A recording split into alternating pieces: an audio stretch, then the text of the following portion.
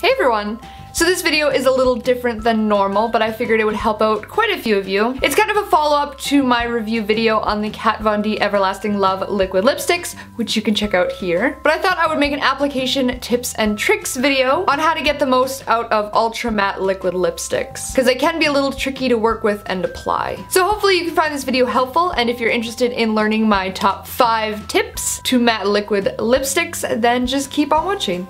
Tip number 1, and this is probably the most important, is exfoliate your lips. Whether you're using a toothbrush, cotton buds, a homemade sugar scrub, or a cosmetic brand pre-made sugar scrub, like the Fresh Sugar Lip Polish, and I know for certain that Lush also makes one. But removing any dry skin or imperfections on your lips is key. When working with a matte lipstick or any lipstick that clings to your lips, the smoother your lips are, the better the lipstick is going to look on your lips, as well as it's going to make application a lot easier. There are various different ways to make your own lip scrubs at home with regular sugar, brown sugar, honey, olive oil, jojoba oil, coconut oil, etc. And since you are personally making it, you can add any touch that you want, which even includes adding extracts for scent or flavor. If you're going to make your own lip scrub at home, it's basically just all up to you, it's personal preference, but it is going to save you a pretty penny in the long run. But tip number 1 is to exfoliate your lips. Remove any dry skin, any flakes, any imperfections, just have a smooth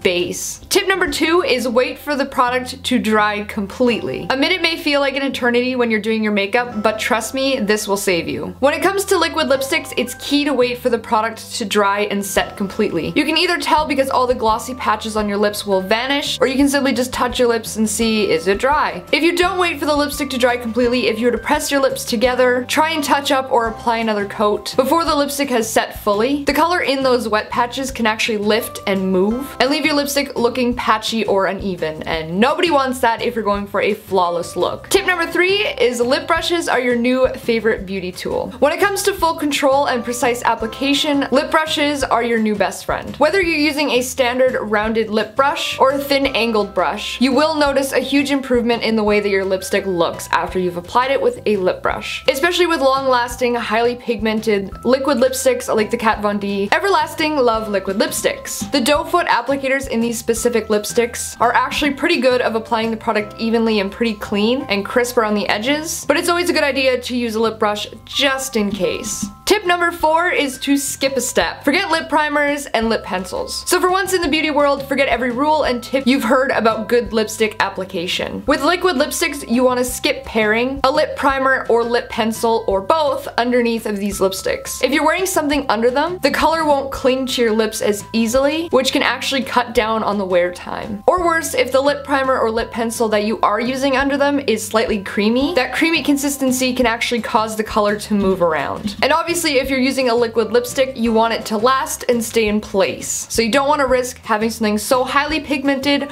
run all over your face. That's not gonna be a cute look. Speaking about things getting a little messy, my number 5 tip is cleanup. For bigger mistakes, you want to clean up immediately, whether you're using a makeup wipe or some makeup remover on a cotton bud or cotton pad. The sooner you clean it up, the better. Keep in mind, most liquid lipsticks are budge proof and they're highly pigmented. So any oil-based makeup remover will help the easiest and prevent staining. For smaller mistakes like slight feathering, for example, if you were to actually use the applicator and not a lip brush and it got a little messy around the edges, you can actually just go around the outer perimeter of your lips, and as I like to call it, reverse lip lining, with a concealer or a thicker foundation, and just go around the edges. That will help clean up, erase anything you don't want, and create a crisp, clean line. And that's pretty much my top 5 tips to getting the most out of your liquid matte lipsticks. I'm sure there are a lot more tips out there, but these are just the ones that I've personally found incorporated into my liquid lipstick routine, and they've worked for me so far. So let me know in the comments below if you have any application tips and tricks, or just generalized what your favorite long-wearing lip product is. Since this tip video was influenced by the Kat Von D Everlasting Love liquid lipsticks,